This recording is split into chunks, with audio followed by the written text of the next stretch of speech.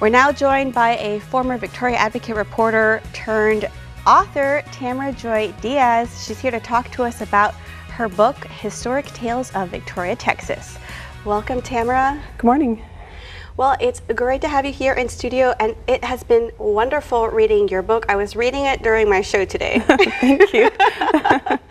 But it's great to see these characters come to life with the bicentennial. I recently went to the cemetery tour where a lot of these reenactors brought back to life these original 41 families that Martin de Leon brought to colonize and establish Victoria. Right. And I think now is a really important time, especially now, to embrace diversity.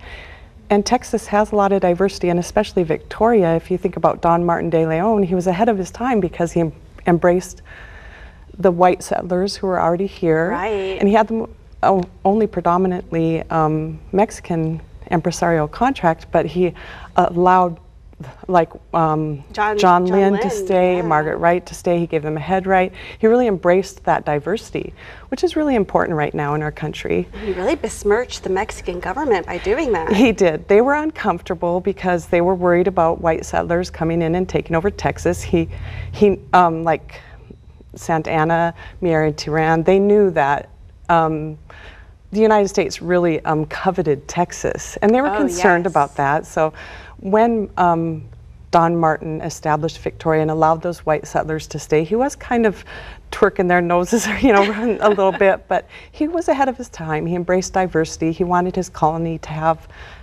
diverse peoples, which is, you know, a good theme for today. Right, and the de Leon family, a very Catholic family. Yes.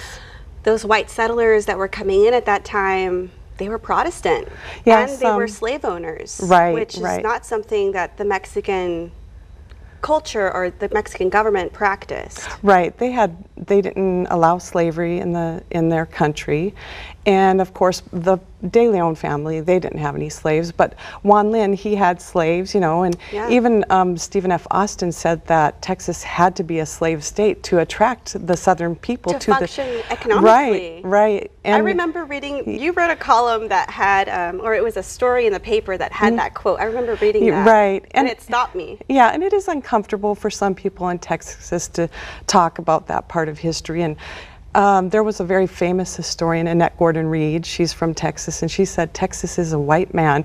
And what she meant by that is that a lot of Texas history tries to ignore, you know, the expulsion of the Mexican people or slavery, you know, and they're more comfortable telling Texas's history as like the frontier, the Western history. Right.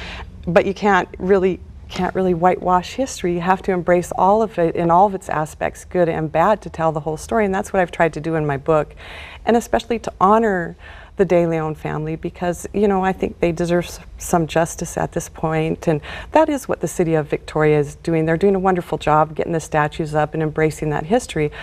There was, though, however, that period of kind of an unjust expulsion after the Texas Revolution, even though they aided the state in gaining its independence, very much so. They were ultimately betrayed. Yeah, they were betrayed by the people that they helped, but they did make it back, and they did win some of their land back. And they're still here. Right.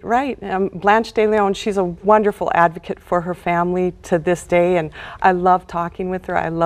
I'm so glad she shared her story with me. We're going to have you back on if you have the time. Oh, sure. I know that y'all went on this whole trip to Mexico. Yes. So we don't have time today. But we'll get you back on soon. And be sure to check out Tamara Joy Diaz's book. It's on sale right now. We'll have a story with a link to go purchase it on our website, crossroadstoday.com.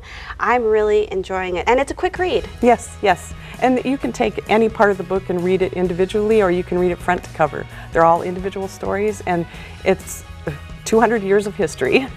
Thank you so much, Oh, you bet. All right, well, coming up, don't go anywhere. We talked to two St. Joseph High School theater students. We'll be right back.